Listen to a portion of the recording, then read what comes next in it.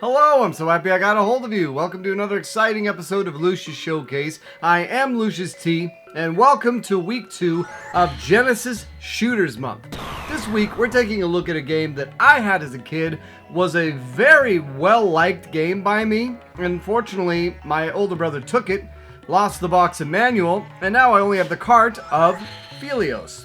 Great game that I already think is great going into this. Is my childhood memory correct? Let's find out. There's a lot of games out there, some of which you've never even heard of. That's where I come in. I'm Lucious T. I've been playing games since the age of 2, and I have no life. This is Retroactive.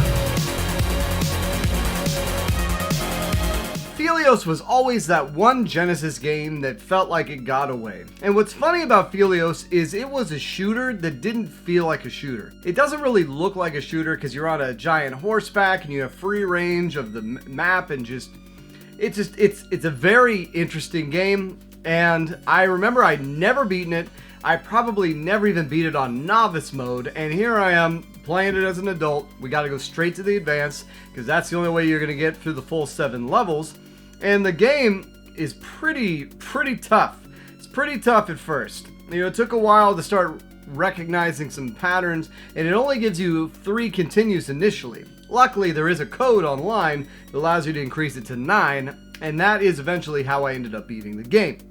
9 continues is more than enough, especially once you get good at the game, because there's no auto fire on this, so every time you tap the button is a different shot, and then if you hold the shot, you charge it and then do a super shot.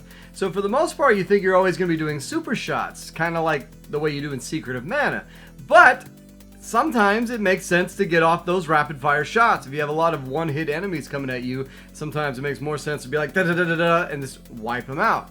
And it's learning the difference between when it's best to do those is what really gets you far in this game. Especially on the bosses. The bosses are they're not exactly the most hard to predict, but sometimes it feels like you're fighting them forever, and then other times it feels like you just wiped them out in one shot. Like the stage 2 boss was a lot like this, where whenever I would kill one of his heads, it's almost like that would give him some of his health back if I had avoided all the heads and then just went straight for the brain or whatever the hell that thing is. He seemed to die very quickly. Same thing with the Fire Lord boss. Fire Lord boss I feel like was just endless with the amount of bullets and the amount of bullets he would take. And then the last time I beat him to beat the game, I just started doing the rapid fire in between the charge up shots, and he was cake. He was done in a matter of moments. Anyways, 7 stages, each one of them has a different theme.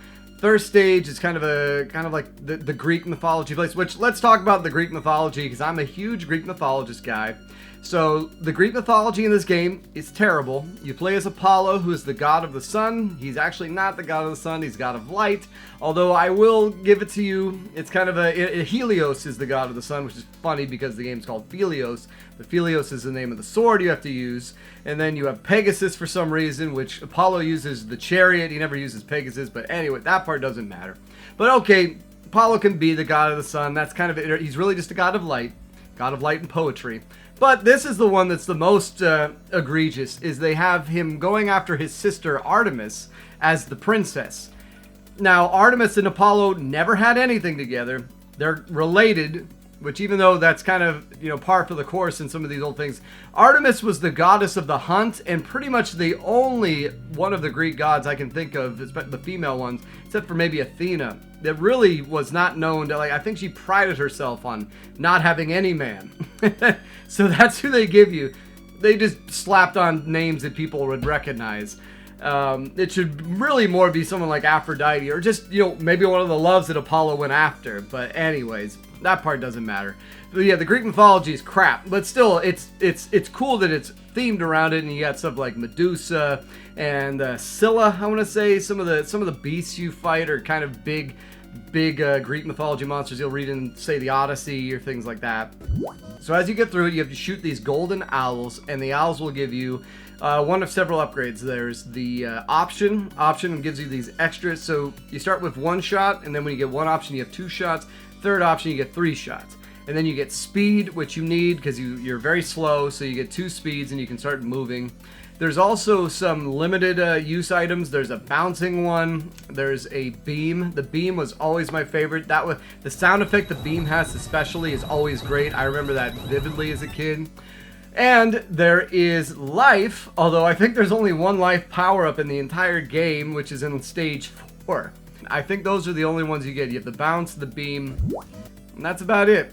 And when you can take 3 hits from normal mode, you get 4 hits in easy, and then in expert mode you get 2, but you get 3 hits in normal mode, and then after you get hit 3 times, you're dead.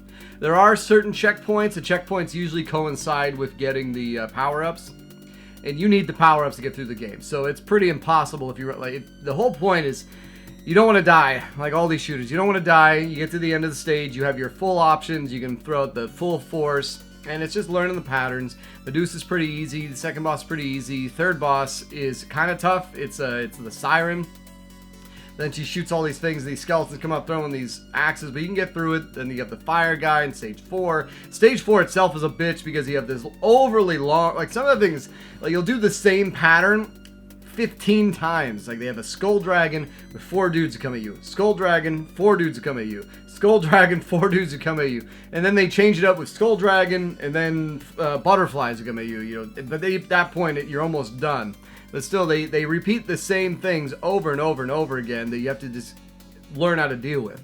Like in stage 3, you have these chariot riders or these hawk riders chasing you, and you need to move far to the right and to the left and have them kill themselves in order to get through it. Stage 5 is the ice-themed level. You have to get through all these different stones, kind of ball and chain spiky things that are coming, while at the same time dealing with all these dudes who are shooting arrows at you.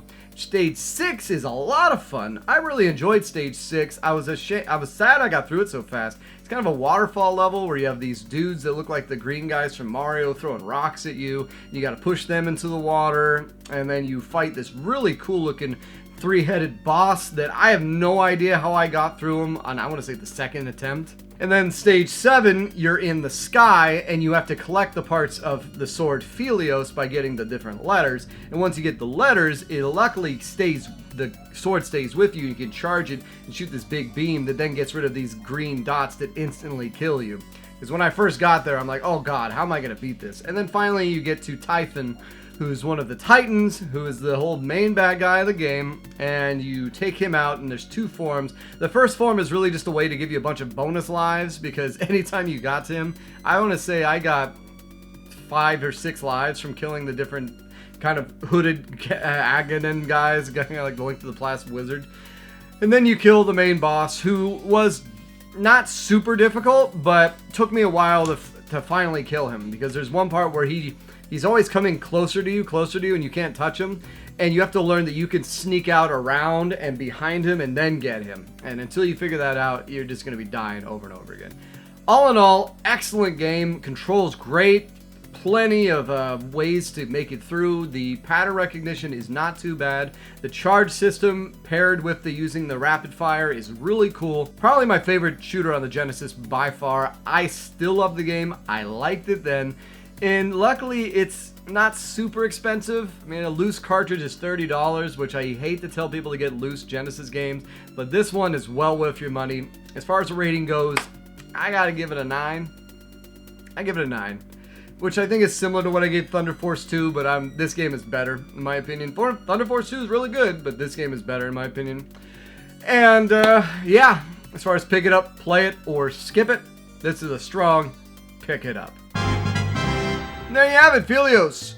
Excellent game. It's so nice to see a game that I had fond memories of turn out to not only be good, but even better than I remember. And being able to finally beat it is one of those things that you just, it's nice. It's nice finally putting that feather in your cap and being like, that's right, I did it, I beat it, put another one on the wall. And what a great game too. Really, really good game. I'm gonna have to find a box of manual for it because I can't stand this. This is a travesty. This game is just loose.